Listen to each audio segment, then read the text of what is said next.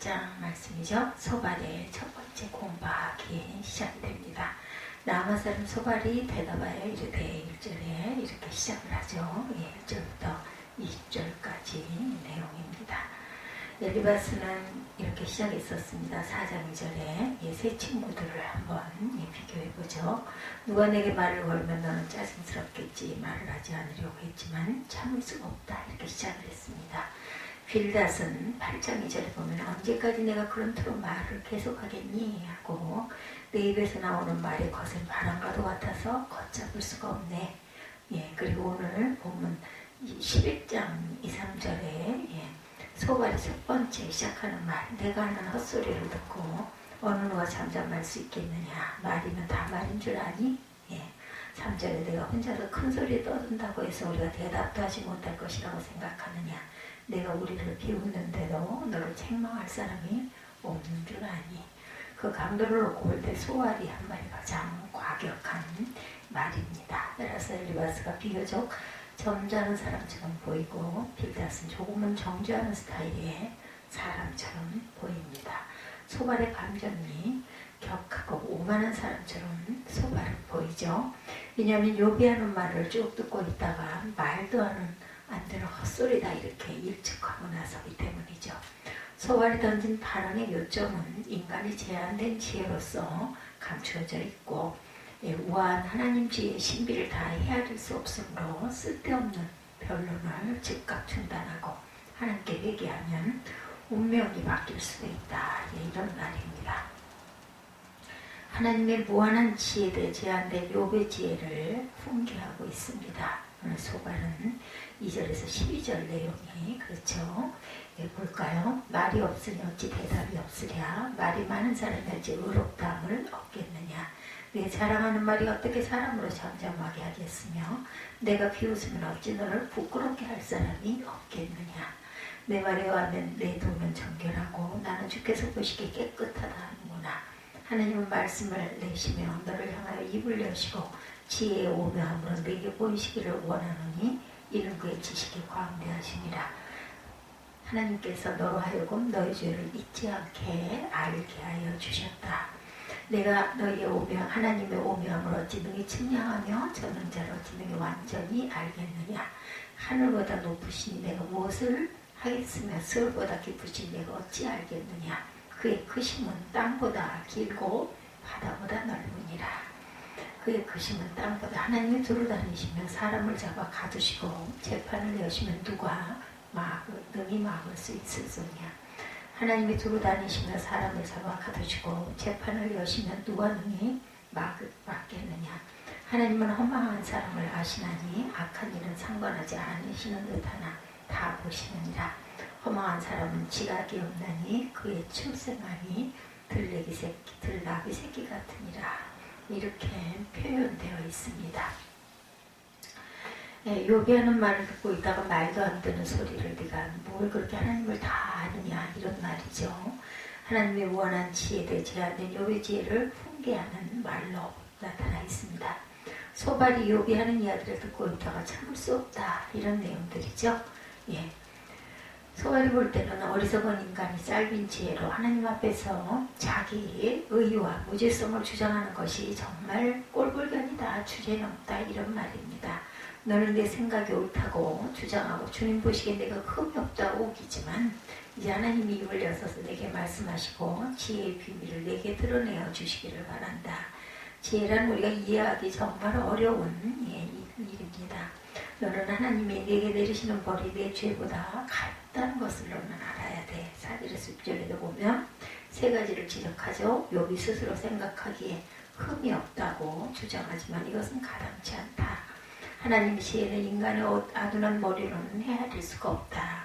하나님께서 욥이 지은 죄에 응당 받아야 할 벌보다 가벼운 벌을 내리신 걸 너는 모르느냐, 이런 이야기를 4절과 6절에 나타나 있습니다. 이것을 한마디로 요약하면 욥이 아주 짧은 지혜로 자신의 결백을 주장하는데 이것은 하나님의 숨겨진 무궁한 지혜와 빛에서 볼 때는 어불성설, 어이없다. 하나님의 지혜를 조명해 볼 때 욥은 오히려 당연히 받아야 할 벌보다는 훨씬 가벼운 벌을 받고 있다는 거죠. 빌답도 욥의 자녀들이 죽은 것은 자기들의 죄 때문이라고 8장 4절에 이렇게 얘기했지만 본문의 소발도 친구치고는 아주 과격하고 직설적인 언사를 사용하고 있습니다. 이런 관점에서 7절에서 12절 말씀을 보면 내가 하나님의 깊은 뜻을 다 알아낼 수가 있겠느냐, 전능하신 분의 무한하심을 우리가 어떻게 인간이 증명할 수가 있겠느냐, 하늘보다 높으니 내가 어찌 미칠 수 있으며 서울보다 깊으니 내가 어찌 알 수가 있겠느냐. 그 길이는 땅 끝까지 길이보다 길고 그 넓이는 바다보다 넓다. 하나님이 두루치는 지나다니시면서 죄인마다 쇠고랑을 치우고 재판을 세우시면 누가 능히 막을 수 있겠느냐. 하나님은 어떤 사람이 잘못하는지를 분명히 아시고 악을 보시면 곧바로 분간하신다. 미련한 사람이 똑똑해지기를 바라느니 차라리 들나귀가 사람 낳기를 기다려라. 이런 내용입니다. 소발은 하나님의 무한하신 지혜의 4차원을 강조하죠. 하나님의 지혜는 하늘보다 높고 수울보다 깊고 땅 끝까지 길이보다 길고 바다보다 넓다라는 것입니다. 그렇죠? 예, 이 말씀은 에베소서 3장 18절에도 언급한 그리스도 사랑의 4차원성을 연상을 시킵니다. 이 모든 성도와 함께 그리스도의 사랑의 넓이와 길이와 높이와 깊이가 어떠함을 깨달아 알아야 된다. 이렇게 말씀하죠. 하나님의 지혜로 그 높이와 길이와 깊이와 넓이를 헤아릴 수 없을 정도로 무한하신 하나님. 그렇다면 소발이 이와 같이 무제한적인 하나님의 지혜를 강조하는 이유는 무엇일까? 욥의 어리석은 지혜와 비교하기 위함이었겠죠. 바로 10장에서 욥은 빌닷에게 대꾸하기를 하나님 창조의 선한 목적과 의미에 대해서 이 일을 제기했었습니다. 그러나 소발이 보기에 욥의 어줍지 않은 지혜로 하나님 창조의 신비를 운운한다는 것은 정말 가당치 않다는 거죠. 실제로 보면 내가 하나님의 기쁜 뜻을 다 알 수 있겠느냐, 전능하신 분의 무한하심을 다 측량할 수나 있겠느냐. 굉장히 무한하고 신비한 하나님 지혜 앞에 감히 욥이 네가 어떻게 그런 말 할 수 있겠느냐 이게 꾸짖는 거죠. 이제 하나님의 지혜 앞에서 인간은 무엇을 할 수 있겠느냐는 물음 앞에서 무지와 무엇을 할 수 있겠느냐는 물음 앞에서 무능할 수밖에 없겠죠. 11절에 보면 하나님은 어떤 사람이 잘못하는지를 분명히 아시고 악을 보시면 곧바로 분간하신다. 그래서 내게 정당한 재앙을 내리셨다. 오히려 내가 잘못한 것보다는 약하다라는 말을 합니다. 의 자신의 죄에 관해서 사람을 속일 수 있을지는 모르지만 지혜와 분별력이 넘치는 하나님을 우리는 당연히 속일 수가 없죠. 결국 소발이 보기에 욥은 미련하기 때문에 자기 결백을 주장하고 하나님을 원망하고 있다는 겁니다. 욥은 내가 가만히 있는데 갑자기 재앙을 만나 뭐가 뭔지 모르겠다. 하나님이 왜 이러시는지 모르겠다라는 자신의 그 마음을 열었었습니다. 12절에 미련한 사람이 똑똑해지기를 바라느니 차라리 들나귀가 사람 낳기를 기다려라. 불가능이죠. 소발은 욥을 미련한 사람 어느 대로 하면 골빈단이라는 거죠. 사람이 지혜롭게 되긴 하기에 들나귀가 사람 낳는 것처럼 불가능하듯이 전혀 불가능한 일이다. 욥은 선천적으로 골빈 사람이기에 지혜로운 사람으로 거듭나기는 아예 불가능하다는 소발 단정 굉장히 가혹하죠. 것이라고 볼 수가 없습니다. 11장 13절에서 20절까지를 보면 이렇게 무섭게 욥을 몰아붙이던 소발이 이제 욥에게 미래 회복 가능성에 대해서 권고를 하기도 합니다. 엘리바스나 빌닷이나 소발에게 공통점이 있다면 셋 다 욥을 신문하고 정죄한 뒤 반드시 미래에 대한 해결책을 함께 제시했다라는 겁니다. 5장 8절 이하, 8장 5절, 7절까지 8장 5절에서 7절 내용이 나타나 있습니다. 병주고 약준다는 속담 그대로입니다. 무엇보다 소발이 제시한 해결책은 빌닷이 준 충고, 이른바 내 시작은 미약했으나 내 나중은 창대하리라는 말씀과 흡사합니다. 그럼 욥이 어떻게 해야 회복이 될 수 있겠느냐? 13, 4절에 보면 내가 마음을 바르게 먹고 내 팔을 그분 쪽으로 들고 기도하며 악에서 손을 떼고 내 집안에 불의가 깃들지 못하게 하며 욥이 지금 당하는 고난의 삶을 청산하고 새롭게 미래의 삶을 살기 위해서는 마음의 자세와 행실을 고쳐야 된다. 이런 말이 말이죠. 먼저 마음을 바로 정하게 하고 하나님께 기도해야 되겠다. 그런 다음에 죄악에서 떠나 불의를 청산해야 한다는 거죠. 이렇게 할 때 어떤 축복이 기다립니까? 15절에서 19절을 보면 너도 아무 부끄러움 없이 얼굴을 들 수가 있다. 내 마음이 편안해져서 두려움이 없어질 것이다. 괴로운 일을 다 잊게 되고 그것을 마치 지나간 일처럼 회상하게 될 것이다. 내 생활이 한낮보다 더 환해지고 그 어둠은 아침같이 밝아질 것이다. 이제 내게 희망이 생기고 너는 확신마저 가지게 될 것이다. 사방을 둘러보아도 걱정할 것이 없어서 안심하고 자리에 누울 수 있게 될 것이다. 내가 누워서 쉬어도 너를 깨워서 놀라게 할 사람이 없고 많은 사람이 내게 잘 보이려고 할 것이다. 부끄럼 없이 얼굴을 들 수 있고 편안해져서 두려움이 사라지게 될 것이며 괴로운 일을 다 잊어버리게 된다는 겁니다. 오직 욥이 자기의 죄를 통회하고 자복하기만 하면 소망과 안식을 회복할 수 있다는 말씀이죠. 그러나 만일 욥이 고집을 부리고 회개하지 않으면 20절에 보면 그러나 악한 사람은 눈이 멀어서 도망칠 길을 찾지 못할 것이다. 그의 희망이라고는 다만 마지막 숨을 잘 거두는 일뿐이라는 겁니다. 만일 욥이 의인의 길을 계속 악인의 길을 계속 고집할 경우 의인의 길을 계속 깨닫지 못할 경우 눈이 어두워 도망칠 길마저 찾지 못하고 결국은 죽고 말 것이다 라는 말입니다. 우리가 욥기를 읽을 때 가장 곤혹스러운 것은 욥과 세 친구들의 논쟁입니다. 언뜻 보아서 세 친구들이 굉장히 신앙적이고 옳은 말을 하는 것 같습니다. 반면에 욥의 말은 불신앙적이고 지나치게 도전적이고 불순종적으로 느껴집니다. 내용을 모르고 그저 그가 한 말만 놓고 모르는 사람이 평가한다면 욥의 세 친구들은 정말 똑부러지는 권고를 권명과 훈계를 하고 있는 것이고 그에 반해서 욥은 하나님께 대들고 이해가 쉽지 않은 논리를 펼치고 있습니다. 9장과 10장에 보면 이러한 내용이 나오죠. 이러한 피상적인 느낌은 욥이 세 친구들과 더불어 세 바퀴 논쟁을 벌이는 게 계속됩니다. 근데 나중에 가면 하나님께서 친구들이 아닌 욥의 손을 들어주시죠. 42장에 가면 다시 말해서 옳다 인정받은 사람은 욥이었습니다. 이 결과는 무엇을 얘기할까? 하나님께서 비록 옳은 논리를 가졌더라도 선생인 양 정죄하는 사람들이 아닌 욥과 같이 고난당하는 사람들의 반항적이고 전투적인 탄식까지도 다 들어주신다라는 자비의 하나님, 인애의 하나님이라는 거죠. 지금 외모만 놓고 본다면 세 친구들이 훨씬 의인이고 욥은 그들의 말처럼 큰 죄인입니다. 왜냐하면 욥은 지금 풍지박산이 났기 때문이죠.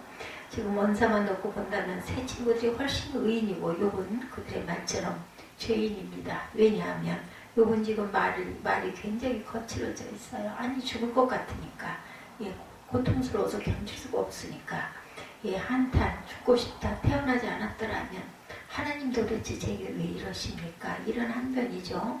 그러므로 우리는 외모만 보고 또는 그의 언사만 보고 사람을 쉽게 판단해서는 안 되죠. 10중 8구 욥에게 돌을 던질 것입니다. 그러니까 예수님도 가라지를 뽑지 말고 추수할 때까지 그냥 두라고 말씀하시죠. 왜냐하면 우리는 가라지를 뽑는다 하면서 알곡도 함께 뽑게 되기 때문이라는 겁니다. 비방과 비난은 신중하게 가급적 내가 하지 않고 하나님의 판단에 다 맡기는 것이 성경적입니다. 우리는 친구들에게서 교사적인 냄새, 율법주의적 취향을 강하게 느낍니다. 이들이 던지는 말은 오랫동안 전수되어 내려온 지혜 보고서에 나온 말이기에 거의 다 옳습니다. 그러나 이들의 문제점은 친구가 얼마나 큰 아픔을 겪고 있는가에 대한 감수성이 부족하다는 데 있습니다. 이들은 인과 율로 욥이 당하는 고난의 문제를 풀어보려 했지만 욥은 자신의 고난이 그와 같은 고전적인 이론만으로 쉽게 해결되지 않는 무엇이 있다는 생각에서 전투적이고 공격적인 자세를 보입니다. 이것은 신앙 없는 교만과 불순종의 소치가 아니라 하나님을 진실로 대면하기 위해 반드시 거쳐야 될 굉장히 중요한 과정이라는 거죠. 베드로가 통곡했죠. 믿음의 손익분기점에서 예수님 시대의 서기관들과 바리새인들도 적어도 그들의 말은 틀리지 않았었어요. 그러나 그들은 예수께서 하나님의 자녀여 천하와도 바꿀 수 없는 고귀한 인격 존재를 여기신 예, 세리와 창기들을 그냥 율법적인 전통을 따라 죄인들로 봅니다. 그들의 말은 옳았지만 그들의 시각과 삶이 하나님을 닮지 못했다는 것에 문제가 있습니다. 욥의 세 친구들도 마찬가지죠. 이들에게는 욥과 같은 실존적인 고통의 경험이 없이 객관적인 관찰자 입장으로 해석하고 정죄하고 해결책만을 제시하고 있죠. 그러니까 사랑이 없는 냉정함입니다. 여기에 친구들과 욥 사이는 건널 수 없는 강이 놓여 있습니다. 소발의 말도 어디 하나 흠잡을 데 없이 굉장히 옳은 말이에요. 읽어보면 우리가 아무리 지혜롭다 한들 어떻게 하나님의 무궁무진한 지혜를 당할 수가 있겠느냐. 그렇죠. 욥이 아무리 하나님 앞에 자신의 결백을 주장하고 하나님의 창조와 섭리의 이의를 제기한다 한들 어찌 하나님의 숨겨진 신비한 그 깊은 지혜를 우리가 헤아릴 수는 없습니다. 그 지혜로 하나님은 올바른 판단을 내리셔서 욥에게 환난을 주셨다라는 그런 해석입니다.